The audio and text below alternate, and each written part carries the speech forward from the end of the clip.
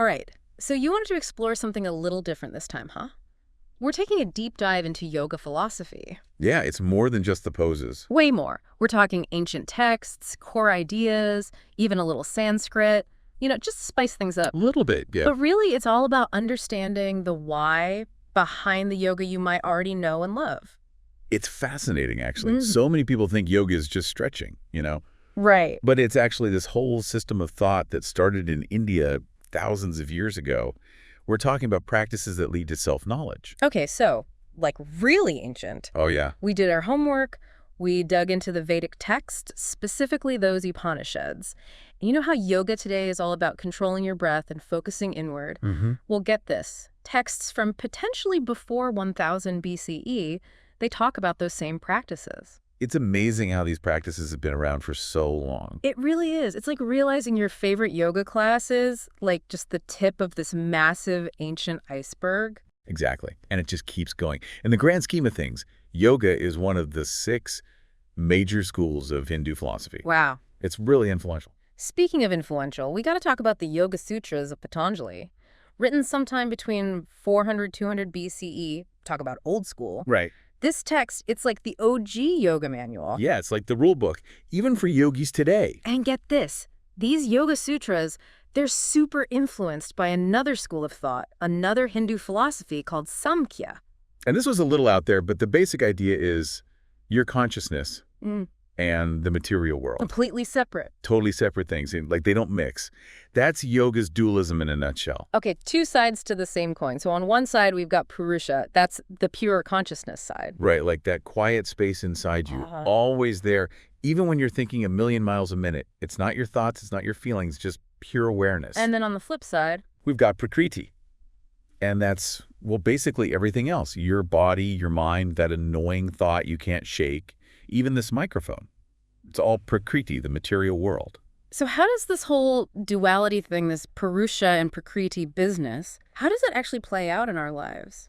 Well, yoga says that when we get completely caught up in that material world, our jobs, Instagram, all of that. That never-ending to-do list? Yes. We forget about our true nature, our Purusha. And that's where the suffering comes in. Yeah, it's like we lose our connection to that inner peace, that wholeness. And the goal of yoga, at least according to this whole philosophy, is moksha. Moksha. Liberation from all that suffering. Imagine breaking free from that cycle of just constantly chasing after things. And finding contentment. Finding contentment. That's a pretty big goal. So how do we even start? Well, that's where things get practical. Patanjali outlines this 8-limbed path in the Yoga Sutras. 8 limbs? 8 limbs. And spoiler alert, it's about way more than just nailing that headstand in your yoga class. Oh, I see. We're talking about a whole lifestyle change. So it's like your yoga practice isn't just about what happens on the mat, but how you take that mindfulness and intention out into the world. Exactly. And what people often miss is that yoga really emphasizes ethical living, just as much as personal liberation. Okay, so walk the walk. Walk the walk. And that is where the yamas and niyamas come in. Ethical guidelines, kind of like a moral compass for your actions, how you interact with the world around you. So we're talking about things like nonviolence, truthfulness. Contentment. Things that, honestly, even in our busy modern world, are still so relevant. Absolutely. And speaking of navigating life, have you ever heard of Hatha Yoga? Oh, yeah. That's like the poses you see in studios everywhere. Right. Well, it turns out there's a whole text from the 15th century called the Hatha Yoga Pradipika. Catchy. It really digs deep into using that physical practice as like a stepping stone for spiritual growth. So it's about preparing your body and your mind for those deeper practices. Exactly. Laying the groundwork. I like it. So the Hatha Yoga Pradipika, it talks about asanas. Okay, the physical poses. Right. But also pranayama, which is breath control. Right. Mudras, which are hand gestures. Ooh, and even some more intense cleansing techniques called kriyas. Okay, so Hatha Yoga is kind of about purifying the body to make it a vessel for spiritual exploration. It's all connected. It all comes back to finding your true self. It is fascinating, isn't it? It is. But we've only scratched the surface here. There's so much more to explore in the world of yoga philosophy. It's like we've got this ancient treasure map, and we're just starting to figure out the first couple of clues. We talked about those ethical guidelines, the yamas and niyamas. But I kind of want to go a little deeper with those. They sound like, even today, they've got some serious wisdom for just like living life. Oh, absolutely. Think of them like tools for living a more conscious life, more compassionate life. The yamas, for instance, are all about how we interact with the world around us. So not just about like what happens when we're on our yoga mat, but how we move through the world in our daily lives. Exactly. And it all starts with ahimsa. Ahimsa. Ahimsa, often translated as nonviolence. Okay. But it's so much bigger than that. Yeah. Than just physical harm, right? Right. It's about recognizing that everything's connected. Yeah. And, trying to live in a way that, just causes less harm to ourselves, to others. In thought, word, and deed, as they say. Exactly. Yeah, it makes you think twice about that sarcastic comment you're about to post online, huh? Right. It's about recognizing the energy that we're putting out there. Totally. And then we have satya, truthfulness. Mm-hmm. And this isn't about just blurting out every single thought that comes into your head. Right. It's about cultivating a deeper sense of honesty with ourselves and with others. So maybe less about being like brutally honest and more about being compassionately honest. Yeah, finding that balance. Okay. Now, the third yama is asteya, non-stealing. And before you think this is just about physical possession, Right. it goes a lot deeper. Have you ever felt like someone was taking credit for your ideas? Or maybe you've been envious of someone's success. Oh, yeah. That's asteya playing out. Wow. I never thought of it like that. But it makes sense, right? It's about reminding ourselves to just be content with what we have, not crave what other people have. Yeah, exactly. Now, the fourth yama is often misunderstood, brahmacharya. Brahmacharya. While it can be interpreted as celibacy, Right. it's got a much broader meaning. Think of it as wise use of your energy. Okay, so in our world today, with so many distractions, it's about being mindful of where we're putting our attention, our focus. There you go. Maybe skipping that doom scrolling session right before bed. Exactly. And finally, we have aparigraha, Parigraha. which is all about non-attachment, non-possessiveness. So letting go of the need to control everything and everyone. You got it. Yeah. Recognizing that true freedom comes from releasing that attachment to things, to outcomes, even to our own desires. It's a practice in just accepting what is and finding peace in the present moment. Exactly. It's interesting how even though these yamas come from ancient wisdom, they feel so relevant to the stuff we deal with today. Absolutely. And it's not just about our external actions, Right. but also about cultivating these inner qualities that lead to spiritual growth. And that's where those niyamas come in, guidelines for our internal world, our personal practices. Oh, okay. So if the yamas are how we interact with the world, the niyamas are how we interact with ourselves. Yes. And it starts with saucha, purity, cleanliness. Now, this goes way beyond just washing your hands, Right. keeping your house clean. Yeah. It's about cultivating purity in our thoughts, our words, our actions, creating a sense of inner clarity, alignment. It's like that saying, clear space, clear mind, but apply to everything. Exactly. Mm-hmm. And next we have santosha. Contentment. In a world that's constantly telling us we need more, more, more, Much as always. santosha is about finding that joy, that gratitude, right here, right now. It's like hitting the pause button on that desire for more and just appreciating what we do have. Right.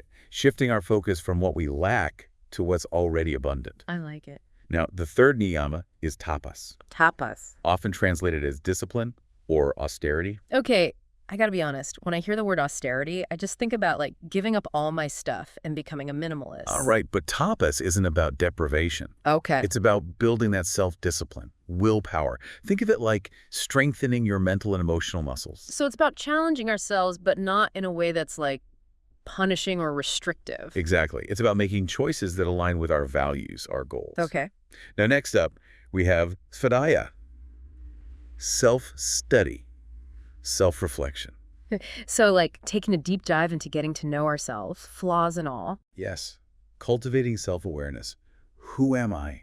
What do I believe? What are my patterns? Honestly, examining ourselves. That's like a lifelong journey. It is.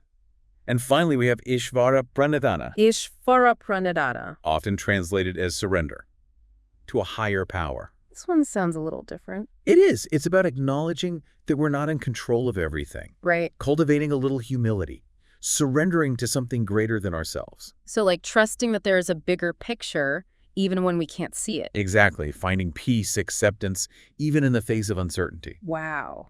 Okay, so these yamas and niyamas, they're quite a roadmap for like personal growth. They are. But we were talking earlier about that whole duality thing, Purusha and Prakriti. How does that all tie into this? Great question. It comes down to understanding the nature of our minds.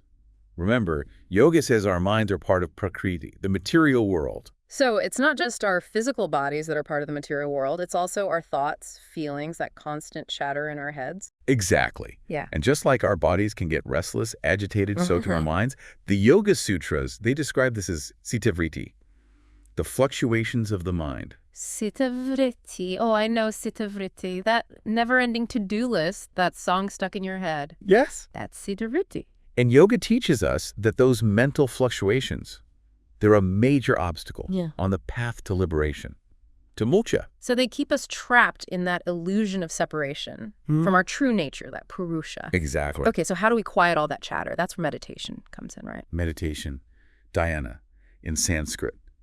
It's like a mental gym I like it. for training our attention, calming those fluctuations. So it's not about like sitting still and emptying our minds. Not at all. It's about cultivating awareness of our thoughts, our emotions, without getting totally swept away. So we're creating space for that quiet inner observer, that purusha within us. Yes, and remember, this 8-limbed path, it's not about like sprinting to the finish line. It's a journey, self-discovery, transformation. So we're not expected to have it all figured out right away. No, it's a lifelong practice Yeah. of learning, growing, evolving. Each step on that path just brings us a little closer to that state of samadhi. Samadhi, that blissful union with the divine. Yes. That sounds pretty amazing. But what does it actually feel like? Can you give me an example? Okay, well, imagine being completely absorbed in something you love.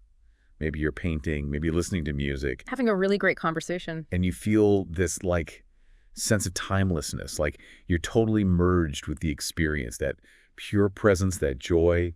That's a glimpse of samadhi. Wow, that's beautiful. It's like all the noise of the world just fades away and you're left with this pure, blissful experience. Exactly. And, you know, while achieving that state of samadhi is like the ultimate goal of yoga, Right. the journey itself is filled with all these moments of insight, of growth, of joy. So it's not really about like reaching this final destination, samadhi. It's about enjoying the journey while you're on the path.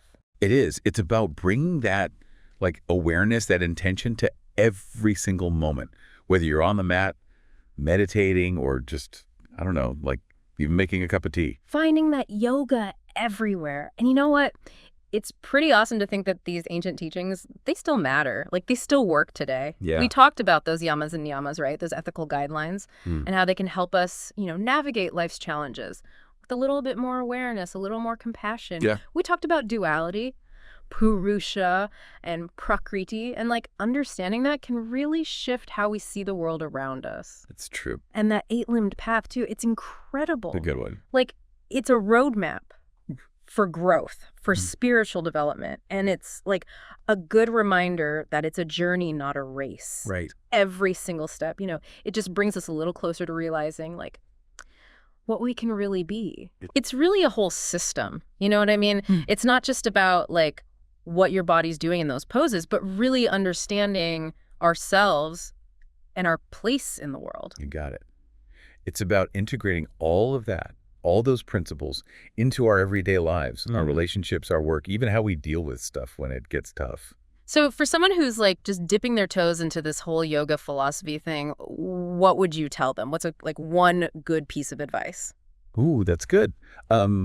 Be curious. Okay. Don't be afraid to, ask questions.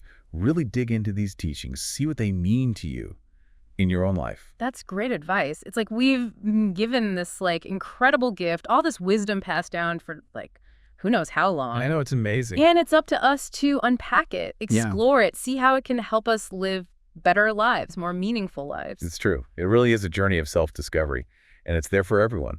Well, I don't know about you, but after this deep dive, I'm feeling really, really inspired. It's like we only scratched the surface of this whole world, this yoga philosophy. I know. But even just those little glimpses were like so eye-opening. There's just so much to learn. Yeah. And I can't wait to see, what else we discover as we explore this ancient wisdom together, Yeah. who knows what other treasures are out there? That's the beauty of it all, right? There's always more. More to learn, more to experience, more to, like, figure out about ourselves. That's what makes it so exciting. This has been fantastic. A really amazing deep dive into the world of yoga philosophy. And remember, it is about so much more than just the poses.